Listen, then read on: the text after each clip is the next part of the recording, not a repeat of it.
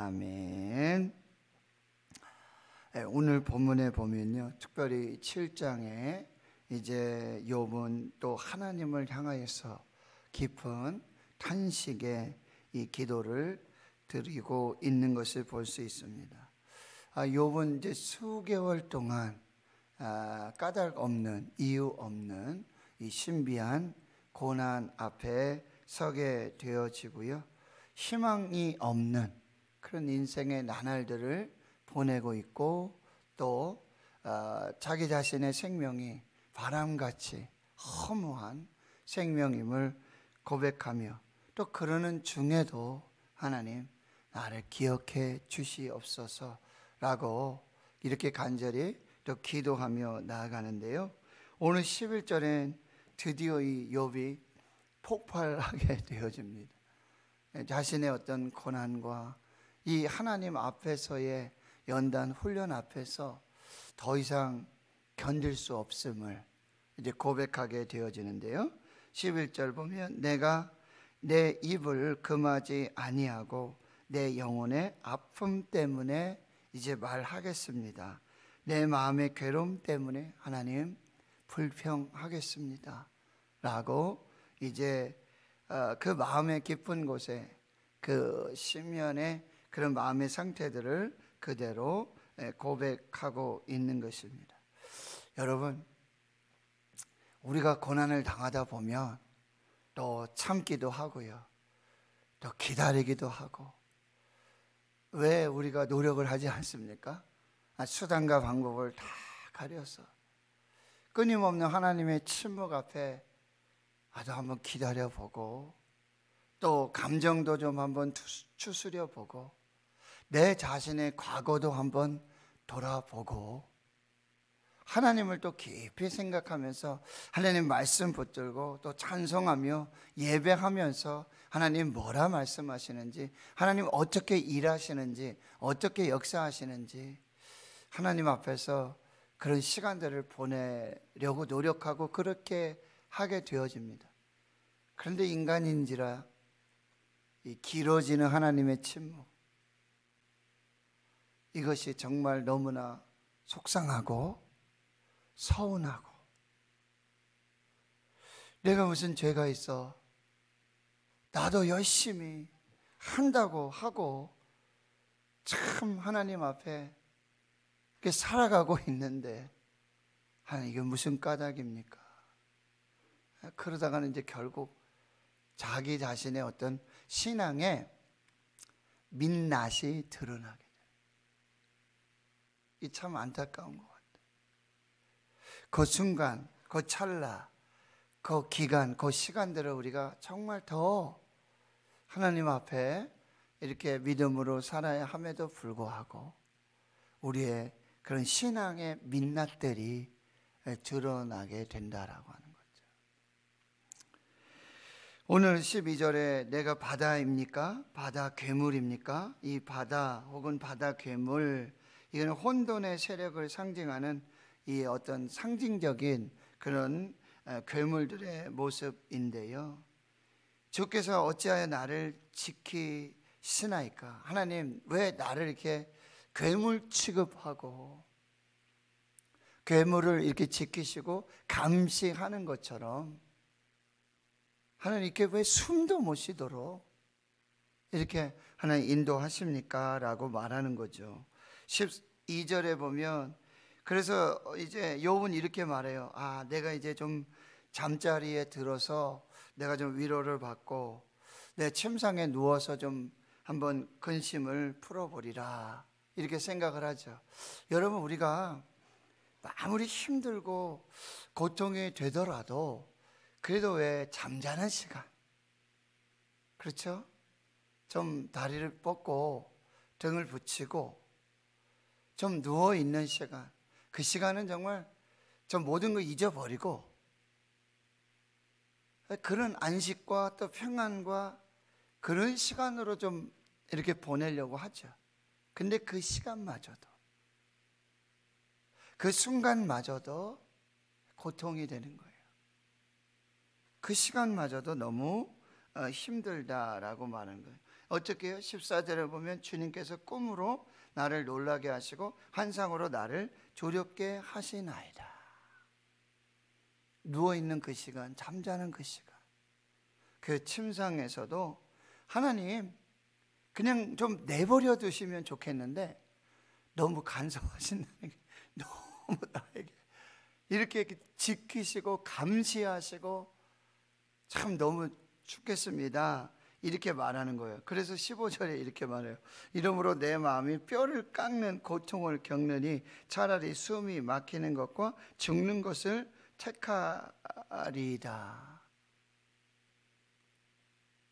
여기에서는, 이 상황 속에서는 잠자는 시간만큼은, 침대에 누워있는 시간만큼은 좀 그냥 내 마음대로, 좀 내 생각대로 좀 그렇게 내버려 두시고 좀 가만 두시고 하면 좋겠는데 하나님 그렇게 하시지 않는다라고 하는 것입니다. 그래서 16절에는 내가 생명을 싫어하고 영원히 살기를 원하지 아니하오니 나를 놓으소서, 내 날은 헛것이니이다. 여기서 나를 놓으소서, 차라리 나를 좀 내버려 두십시오. 우리가 자녀들을 기르다 보면요, 참 자녀들이 이렇게 좀 잘 살고 세워지고 잘 인생을 살아가기를 원하기 때문에 부모의 관심은 항상 자녀에 있죠. 자녀들의 일거수일투족에 이게 관심을 갖게 되고요, 지켜보면서 뭐 어렸을 때뿐만 아니라 장성하고 성인이 되고 결혼하고 뭐 손자 손녀를 보고 막 이래도 이 부모의 생각은요, 관심은 자녀에게 있는 것이 맞습니다. 근데 자녀들은 그 관심과 사랑이 막 숨 막힌다고 오히려 막 부모님께 항변을 하고, 아버지 어머니 제가 애입니까? 저도 이제 결혼을 해서 자녀들이 있고 저도 이제 다 알아서 합니다. 너무 걱정하지 마시고 염려하지 마시고 이제 관심 좀 그만 가지시고 그냥 좀 내버려 두십시오, 막 이렇게 얘기할 때가, 부모들은 그 얘기를 들으면 또 얼마나 서운하고 또 얼마나 섭섭합니까? 근데 이제 또 자녀들이 이런 경우도 있어요. 반대로 이렇게 어려움을 겪고 또 이렇게 한 단계 신앙이 또 인생이 성장하고 성숙하고 고난 가운데 이렇게 다시 회복되고 나서는 이렇게 얘기하죠. 아버지 어머니, 그때 제가 좀 곁길로 가고 좀 이렇게 제대로 살지 못할 때 그때 좀 저를 때려서라도 좀 붙잡아 주시고 좀 인도해 주시고 길을 좀 바로 잡아 주시고 이렇게 좀 해 주시지 왜 그냥 내버려 두셨습니까? 부모님들의 말씀이 뭐예요? 내가 너를 그때 그렇게 붙들고 그렇게 이야기를 하고 그래도 너 안 들었어. 우리가 하나님께 고백할 때도 똑같은 거예요. 하나님 지금 욕과 같아, 하나님 저 좀 내버려 두세요. 하나님 숨도 못 쉬겠습니다. 하나님 죽겠습니다. 차라리 나를 좀 놓아 주십시오. 이렇게 우리가 항변하고 하나님 앞에 탄식할 때가 있다라고 하는 거예요. 또 그런 일이 지나고 나서는 우리 이렇게, 하나님 그때 좀 저를 좀 채찍질해 주시고 제 걸음을 좀 붙잡아 주시고 좀 깨닫게 해 주시고 좀 어떻게 벌을 주셔서라도 하나님 저를 좀 어떻게 좀 붙잡아 주시죠. 그런데 하나님 뭐라고 말씀하세요? 내가 그렇게 얘기해도 말이야, 응? 내가 한두 번 너한테 그렇게 얘기를 했냐? 그렇게 어떤 좀 사인을 줬냐? 그거 너 못 알아듣고 그렇게 하더니만 이 녀석, 이게 하나님의 말씀이지 않습니까? 이 욥의 신앙의 모습이에요. 그리고는 이제 이렇게 말해요. 17절. 사람이 무엇이기에 주께서 그를 크게 만드사 그에게 마음을 두시고 아침마다 권징하시며 순간마다 단련하시나이까. 여러분, 사람이 무엇이기에, 이건 시편 8편 4절의 말씀이죠. 여호와 우리 주여, 주의 이름이 온 땅에 어찌 그리 아름다운지요. 이렇게 찬양을 하고는 사람이 무엇이긴데 주께서 나를 생각하시고 인자가 무엇이기에 주께서 나를 권고하시나이까. 그 시편 8편의 찬양은 뭐예요?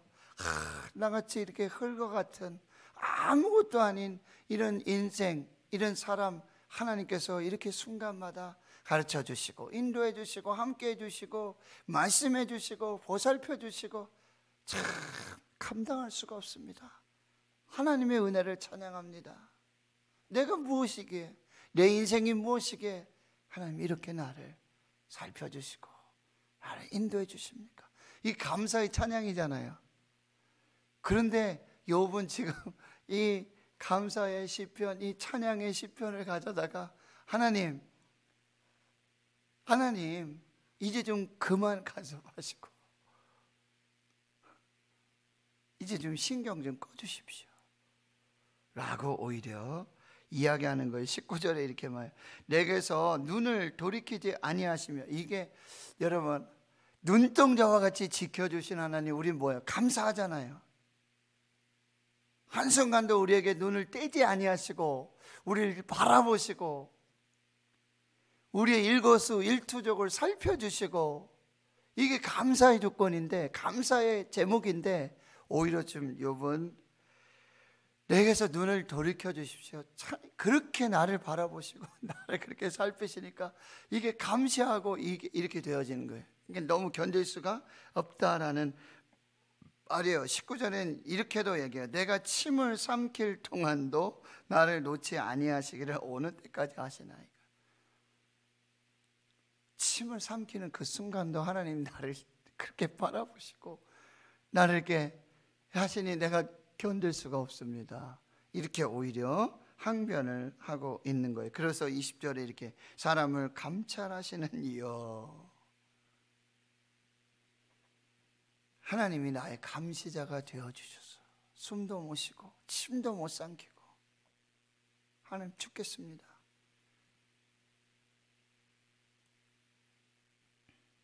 내가 범죄하였던 일 주께 무슨 해가 되오리까? 어찌하여 나를 당신의 관역으로 삼으셔서 내게 무거운 짐이 되게 하셨나이까.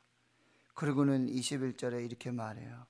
주께서 어찌하여 내 허물을 사하여 주지 아니하시며 내 죄악을 제거하여 버리지 아니하시나이까. 이게 무슨 얘기냐면, 그래요, 친구들 말대로 하나님, 제가 죄가 있어서 허물이 있어서 이렇게 까닭이 있어서 제가 이렇게 고난을 받고 있는 것이라면 하나님, 제가 인정하겠습니다.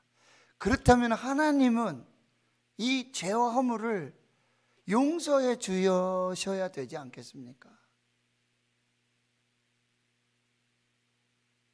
하나님의 사랑하심은 저의 죄를, 저의 허물을, 이 죄악을 용서해 주셔야 하지 않겠습니까? 뭐 이렇게 용서도 안 하시고 허물도 사하여 주지 아니하시고 이 시간들 이렇게 지금 수개월 몇 개월 동안 이렇게 내버려 두십니까? 이렇게 한식하고 있는 것이죠.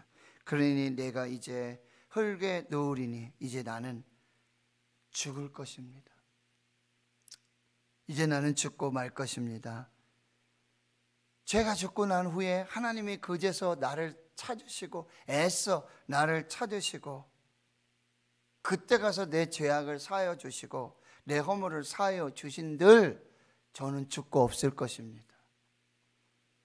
오히려 하나님께 이렇게 항변하고 있는, 자, 이런 욥의 모습. 다시 말씀을 정리하면요, 여러분, 고난과 이 시험, 환난, 연단 속에 우리의 신앙의 민낯이 드러나게 되어진다. 우리는 과연 이 고난, 연단, 훈련들을 어떻게 지내야 할까 하는 묵상들을 하게 되어지고요. 여러분, 또 하나님이 우리를 가까이 하시는 것이 우리는 복이라고 시편 기자도 계속해서, 하나님이 나를 가까이 함이 내게 복이다. 그리고 하나님의 임마누엘, 나를 떠나지 아니하시고 항상 나와 함께 해주시고 인도해 주시고 살펴주시는 이 모든 것이 하나님의 관심이 다 뭐라 그래요? 축복이라고 우리는 말하고 있다는 거예요. 그런데 지금 욥에게는 그것이 오히려 지속적으로 자신을 감시하고 통제하시는 하나님의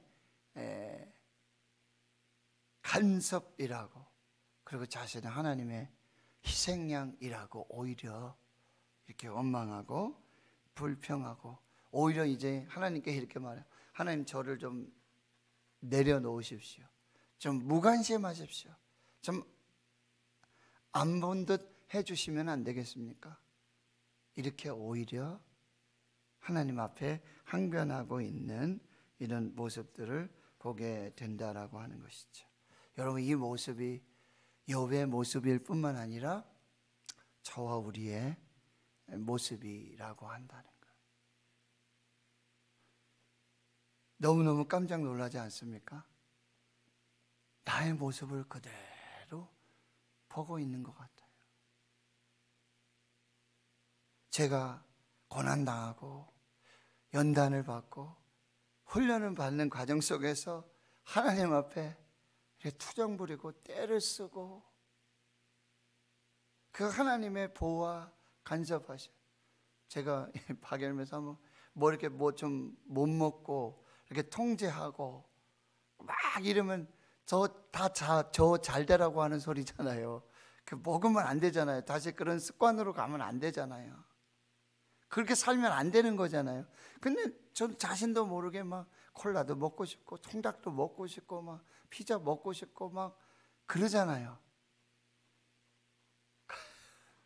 나중엔 제가 막 짜증을 내잖아요. 아이, 그만 좀 하라고. 한 번 좀 먹게 해달라고.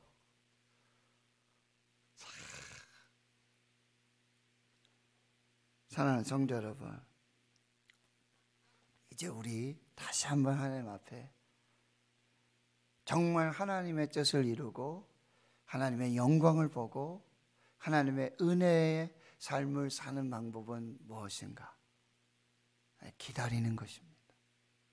인내하는 것입니다. 하나님의 뜻을 이루기까지.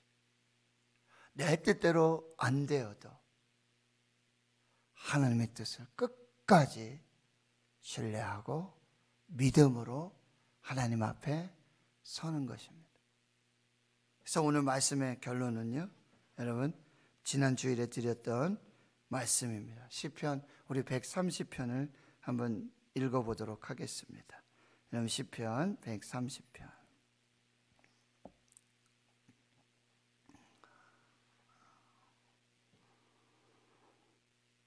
시편 130편.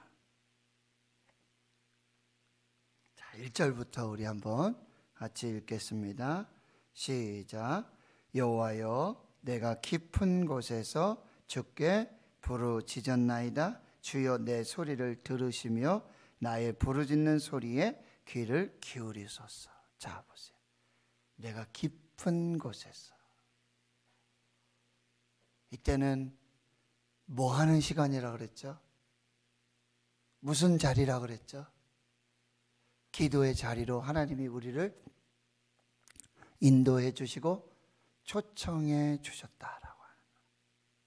그 시간을, 그 자리를 기도로 채워라. 3절입니다. 같이 읽습니다. 여호와여, 주께서 죄악을 지켜보실진대 주여, 누가 서리이까? 그러나 사유하심이 주께 있음은 주를 경외하게 하심이니이다. 우리는 교만해서 내 죄악을 다 볼 수가 없어요. 다 깨달을 수도 없어요. 근데 하나님께서는 뭐예요? 우리의 죄악을 다 보고 계시잖아요. 다 감찰하고 계시잖아요.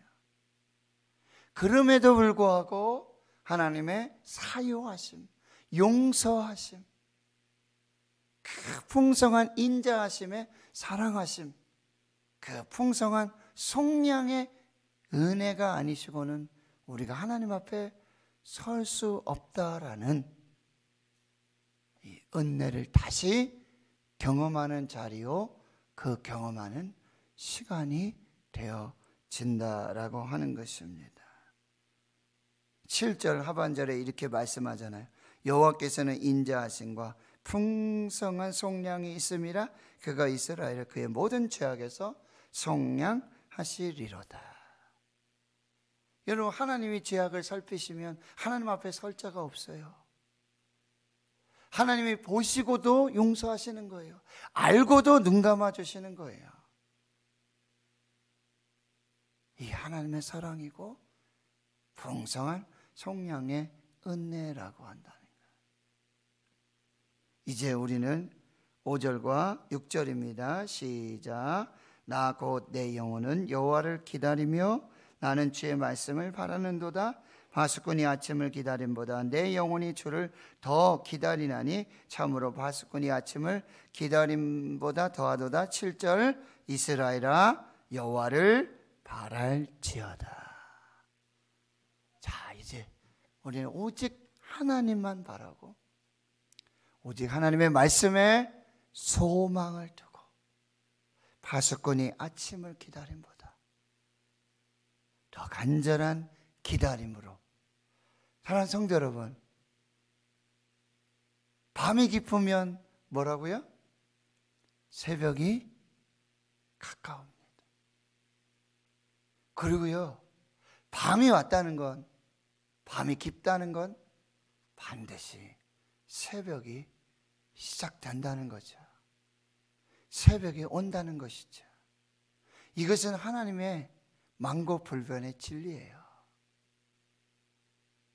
그 어떤 밤도요, 우리가 생각하고 우리가 경험하는 그 밤이 뭐 한 달이고 두 달이고 1년이고 정말 그런 깜깜한 그런 영적인 암흑의 밤이 있다 할지라도 여러분, 밤은 반드시 지나가고 하나님이 창조하신 새날이 온다라고 하는 거예요. 파수꾼의 기다림과 이 파수꾼의 믿음은 뭐예요? 이 깊고 깊은 시력의 밤도 하나님이 창조하시는 새 아침이 온다라고 하는 것. 이것은 하나님을 믿든지 하나님을 믿지 않든지 누구에게든지 밤이 지나면 아침이 오는 거예요. 그러면 그 새날에는 하나님의 일하심과 하나님의 역사하심이 반드시 우리에게 나타난다는 거예요. 여러분, 이제 새벽 시간이 깜깜할 때 나오게 되잖아요. 제 말씀드렸죠? 우리 그렇게 깜깜하게 새벽별 보면서 하나님 오늘도 깜깜합니다. 오늘도 어둡습니다. 오늘도 어떻게 가야 되죠? 어디로 가야 되죠? 그리고는 은혜 보좌 앞에 나오는 거예요. 하나님 앞에 나오는 거예요. 그런데 여러분, 예배 드리고 말씀 받고 기도하고 집으로 돌아가는 길은 새날이 밝았잖아요. 해가 뜨잖아요. 하나님 우리를 그렇게 살리시고 인도해 주실 것입니다. 그래서 주의 말씀은 내 발의 등이요 내 길의 빛이니이다. 오늘도 하나님을 기다리세요. 그리고 하나님의 말씀을 붙들고 소망 가운데 승리하실 수 있기를 주의 이름으로 축원합니다. 그리고 여러분 꼭 감사를 적으세요. 흔적을 남기세요. 저도 매일매일 감사를 하면서 또 지금 감사 일기를 이렇게 쓰면서 여러분 이렇게 감사를 했어요. 그랬더니요, 무슨 기대가 생기냐면요, 하나님이 이 일은 어떻게 행하실까? 하나님이 어떠한 감사를 내게 주실까? 기대하게 되더라고요. 감사의 흔적을 남기세요. 감사하면서 하나님 앞에 승리하실 수 있기를 주의 이름으로 축원합니다. 하나님 감사합니다. 오늘도 새 날을 주시고 새 생명을 주시고 오늘도 말씀 주시고 오늘도 은혜 주시고 오늘도 호흡하게 하시고 오늘도 눈뜨게 해주시고 오늘도 아버지 주의 은혜 아래 시작할 수 있도록 하나님 밤이 깊고 깊을 때에 새날이 오는 것이 자명한 분명한 사실인 것과 마찬가지로 하스꾼은 아버지 깊고 깊은 밤을 지내며 새날을 창조하시고 새 역사를 이루시는 하나님을 기대하고 소망하듯이 주여 우리 인생의 깊은 곳에서 바로 그 자리에서 하나님을 만나고 하나님께 기도하는 시간으로 더 풍성하고 은혜로우신 하나님의 사랑과 그 성령의 은혜들을 경험하며 하나님 앞에서 오직 너의 영혼이 잠잠히 하나님만 바라라. 내 영혼아 하나님께 소망을 두라. 주여 주의 말씀을 붙들고 오늘 우리의 인생의 날들을 그 말씀의 인도하심과 그 말씀의 역사하심으로 살아낼 수 있는 그 귀한 은혜로 함께하여 주시옵소서. 이제는 우리 구주 예수 그리스도의 은혜와 하나님 아버지의 무한하신 사랑하심과 성령의 교통하심이 이제로부터 영원토록 함께하시옵기를 간절히 축원하옵나이다. 아멘. 오늘도 하나님을 기다리시고 그리고 말씀을 붙들고 승리하실 수 있기를 바라고요. 우리 자녀들